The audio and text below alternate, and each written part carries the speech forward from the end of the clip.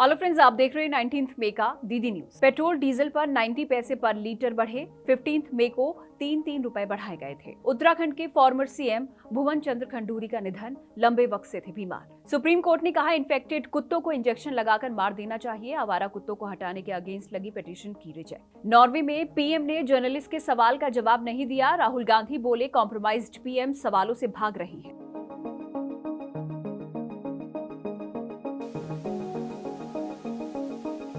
देश में पेट्रोल और डीजल आज 19 मई से ऑन एन एवरेज 90 पैसे पर लीटर और महंगा हो गया है। इससे पहले 15 मई को ही पेट्रोल डीजल के प्राइस 3 रुपीज पर लीटर बढ़ाए गए थे। यानी 5 डेज के अंदर दूसरी बार पेट्रोल डीजल के प्राइस बढ़ाए गए हैं। इस बढ़त का असर अब दूसरे सेक्टर्स पर भी जल्द दिख सकता है। ट्रक और टेम्पो का किराया बढ़ जाएगा, जिससे दूसरे स्टेट से आने वाली सब्जियां, फ्रूट्स और राशन महंगा हो जाएगा। ट्रैक्टर और पंपिंग सेट चलाने के लिए किसानों को ज्यादा खर्च करना होगा, जिससे अनाज की लागत और बढ़ेगी और अनाज भी महंगा हो सकता है। Apart from this, public transport और स्कूल बसेस का प्राइस भी जल्द ही बढ़ाया जा सकता है। इंटरनेशनल मार्केट में क्रूड ऑयल के प्राइस में चेंजेस की वजह से इंडिया में पेट्रोल और डीजल के प्राइस बढ़ाए जा रहे हैं। ईरान और अमेरिका की वॉर शुरू होने से पहले क्रूड ऑयल का प्राइस $70 था, जो कि अब बढ़कर $100 पर बैरल को क्रॉस कर चुका है। इसे लेकर कांग्रेस ने ऑफिशियल एक्स हैंडल पर पोस्ट में लिखा, जनता पर महंगाई मैन मोदी का हंटर फिर चला है। पेट्रोल डीजल 90 पैसे महंगा कर दिया गया। मोदी ने पिछले 4 दिन में 4 रुपए बढ़ा दिए हैं। इस बढ़ोतरी के साथ देश में पेट्रोल 109 रुपए और डीजल 96 रुपीज पर पहुंच गया है। ये तो बस अभी शुरुआत है। महंगाई मैन अभी और ज्यादा वसूली करेगा, क्योंकि चुनाव खत्म हो गए। वहीं कांग्रेस एमपी और लोकसभा में एलओपी राहुल गांधी ने कहा है कि एक बड़ा आर्थिक तूफान आने वाला है, जिसका असर आम आदमी पर पड़ेगा। अब आर्थिक तूफान आ रहा है और उन्होंने जो स्ट्रक्चर बनाया है अदानी अंबानी वाला, वो अब खड़ा नहीं रहेगा, वो टूटेगा पूरा का पूरा। और दुख की बात है कि नुकसान आम जनता को, मतलब वो अपने महलों में बैठे रहेंगे और यूपी के जो युवा हैं, यूपी के जो जनता है, उनको पूरा का पूरा शॉक उनको लगा। कठिन समय आ रहा है। एक्शन लेने के बजाय नरेंद्र मोदी देश से कह रहे हैं कि फॉरेन ट्रिप पर मत जाओ, और नरेंद्र मोदी दुनिया का चक्कर काट रहे हैं। On the other hand, Delhi में कमर्शियल गाड़ियों की ड्राइवर यूनियन ने 21 मई से 23 मई तक 3 दिन की स्ट्राइक का अनाउंसमेंट किया है। According to PTI, driver union की डिमांड है कि पेट्रोल डीजल के बढ़ते दामों को देखते हुए टैक्सी और ऑटो का किराया बढ़ाया जाए। All India motor transport Congress ने दिल्ली के लेफ्टिनेंट गवर्नर तरनजीत सिंह संधू और सीएम रेखा गुप्ता को लेटर लिखकर अपनी डिमांड्स रखी हैं। उत्तराखंड के फॉर्मर चीफ मिनिस्टर और सीनियर बीजेपी लीडर भुवन चंद्र खंडूरी का आज निधन हो गया। 91 ईयर ओल्ड खंडूरी लंबे वक्त से बीमार चल रहे थे और वेंटिलेटर पर थे। उन्होंने देहरादून के मैक्स हॉस्पिटल में अंतिम सांस ली। सीएम पुष्कर सिंह धामी ने उनके निधन पर गहरा दुख जताते हुए कहा है कि खंडूरी सेना और पब्लिक लाइफ में डिसिप्लिन, ऑनेस्टी और डेडिकेशन का एक एग्जाम्पल रहे हैं। उन्होंने कहा कि खंडूरी की सादगी, स्पष्टवादिता और कार्यशैली हमेशा प्रेरणा स्रोत रहेगी। भुवन चंद्र खंडूरी 2007 से 2009 और 2011 से 2012 तक 2 बार उत्तराखंड के सीएम रहे। वो गढ़वाल लोकसभा सीट से एमपी भी रहे हैं। आर्मी से रिटायरमेंट के बाद वो पॉलिटिक्स में आए थे। सुप्रीम कोर्ट ने कहा है कि खतरनाक या फिर रेबीज से इन्फेक्टेड आवारा कुत्तों को इंजेक्शन लगाकर मारा जा सकता है, क्योंकि लोगों की जान की हिफाजत जरूरी है। राइट टू डिग्निटी में कुत्तों के खतरे से फ्री होकर रहने का राइट भी शामिल है। आज दिए इस मामले पर आखिरी फैसले के साथ ही कोर्ट ने पब्लिक प्लेसेस से आवारा कुत्तों को हटाने के ऑर्डर के अगेंस्ट फाइल की गई सभी पिटीशंस को रिजेक्ट कर दिया है।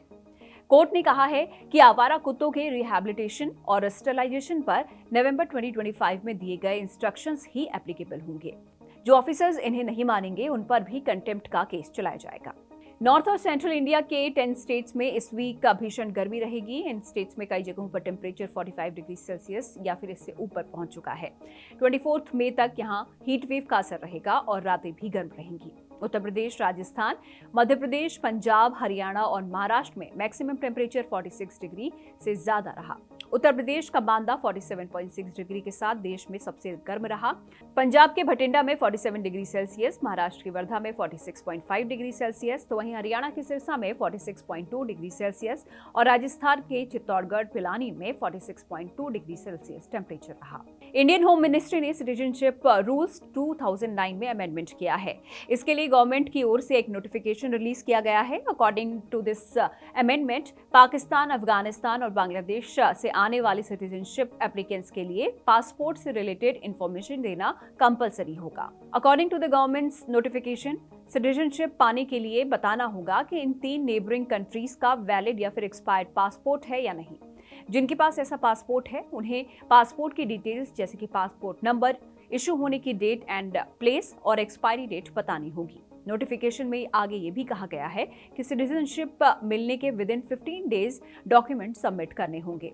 होम मिनिस्ट्री का कहना है कि इस चेंज का ऑब्जेक्टिव सिटीजनशिप पाने के प्रोसेस में होने वाली गड़बड़ियों और स्कैम्स को कम करना है। ईरान वॉर की वजह से क्रूड ऑयल की ग्लोबल सप्लाई खतरे में है। मीनवाइल अमेरिकन ट्रेजरी डिपार्टमेंट ने रशियन ऑयल के उन कार्गो पर लगे रिस्ट्रिक्शंस में 30 डेज की छूट अनाउंस की है, जो कि पहले से सी में है। American finance minister Scott Bessent ने एक्स में पोस्ट किया और लिखा, अमेरिकन ट्रेजरी डिपार्टमेंट कमजोर देशों को मदद देने के लिए 30 डेज का टेम्परेरी लाइसेंस जारी कर रहा है। इससे इन देशों को फिलहाल समुद्र में फंसे रशियन ऑयल तक पहुंचने की सुविधा मिलेगी। इससे क्रूड ऑयल मार्केट में स्टेबिलिटी आएगी और ये इंश्योर होगा कि ऑयल उन देशों तक पहुंचे जहां पर एनर्जी की सबसे ज्यादा जरूरत है। इस पर इंडियन गवर्नमेंट ने क्लैरिफाई किया है कि इंडिया ने यूएस सैंक्शंस के दौरान भी रशिया से ऑयल खरीदना जारी रखा है। पेट्रोलियम मिनिस्ट्री की जॉइंट सेक्रेटरी सुजाता शर्मा ने एक प्रेस कॉन्फ्रेंस में कहा, इंडिया का रुख इस मामले में हमेशा से साफ रहा है। इंडिया अमेरिकन वेवर मिलने से पहले भी रशिया से ऑयल खरीद रहा था, छूट के दौरान भी खरीदा और आगे भी इसे जारी रखेगा। राहुल गांधी ने पीएम मोदी की नॉर्वे की प्रेस मीट को लेकर सवाल उठाए हैं। उन्होंने एक्स पर लिखा है, जब दुनिया एक कॉम्प्रोमाइज्ड पीएम को कुछ सवालों से घबराकर भागते हुए देखती है तो भारत की छवि पर क्या असर पड़ता है। जब छिपाने के लिए कुछ नहीं है तो डरने की भी कोई बात नहीं है। राहुल गांधी ने नॉर्वे की महिला जर्नलिस्ट हेली लिंग की एक्स पोस्ट शेयर करते हुए ये सब लिखा है।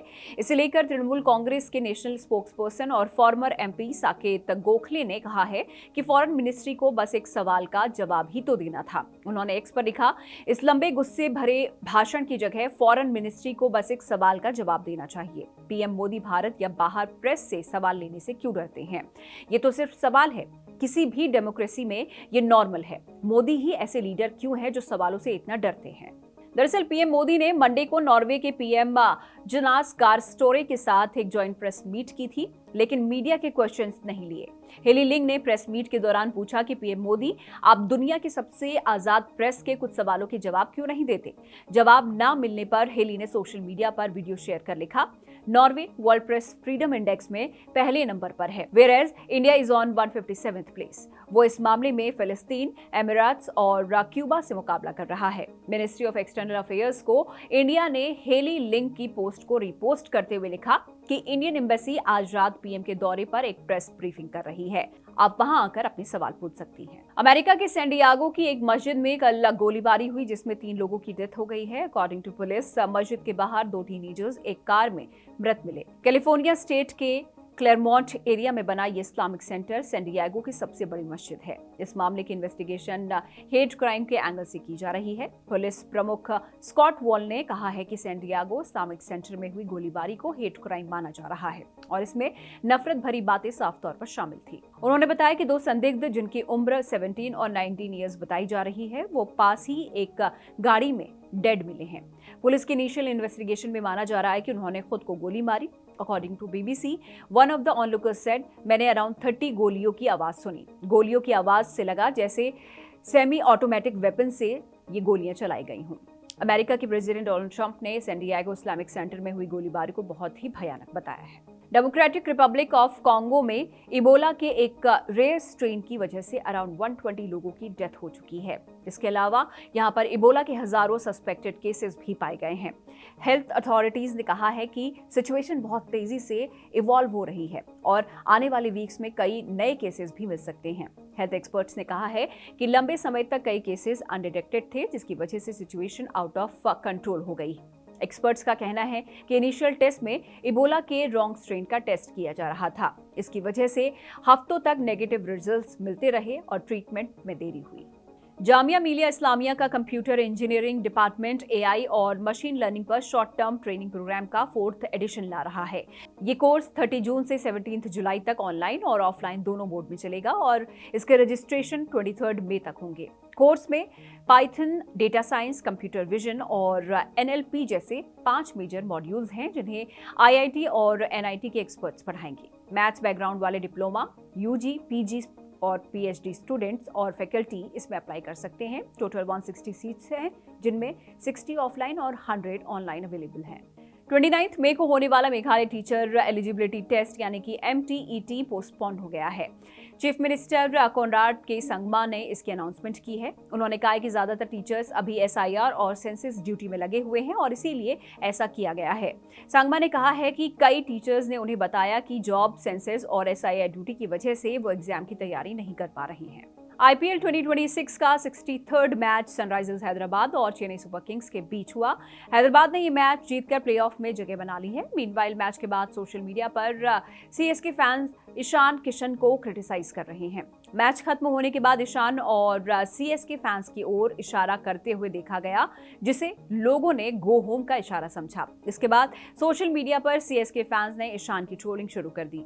इसके बाद ईशान ने सोशल मीडिया प्लेटफॉर्म इंस्टाग्राम पर अपनी फोटो पोस्ट करते हुए कैप्शन में लिखा, सीटों से भी ज्यादा तेज आवाज थी बैट की, प्लेऑफ में पहुंच गए।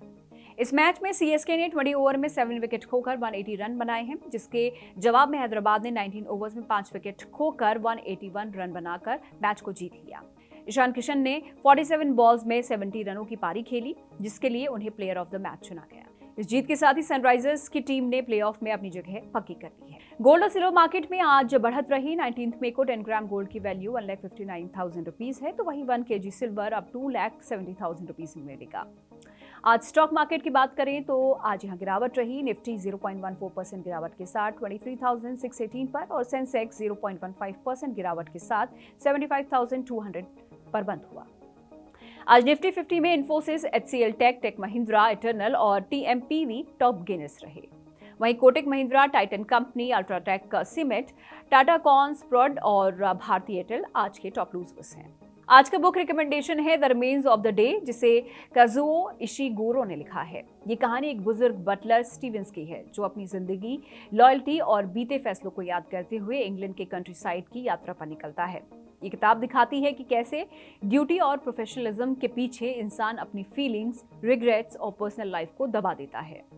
लोनलीनेस, मेमोरी और मिस्ड अपॉर्चुनिटीज के बीच ये नॉवेल बेहद सटल तरीके से बताती है कि कभी कभी लोग पूरी जिंदगी दूसरों की सेवा करते हुए खुद की इच्छाओं को भूल जाते हैं। सेकेंड वर्ल्ड वॉर के दौर की पॉलिटिकल बैकग्राउंड के साथ ये किताब डिग्निटी, लव और सेल्फ रियलाइजेशन की एक इमोशनल जर्नी बन जाती है। और इसी के साथ आज के न्यूज बुलेटिन में इतना ही। देखते रहिए जिंदाबाद। Bye bye.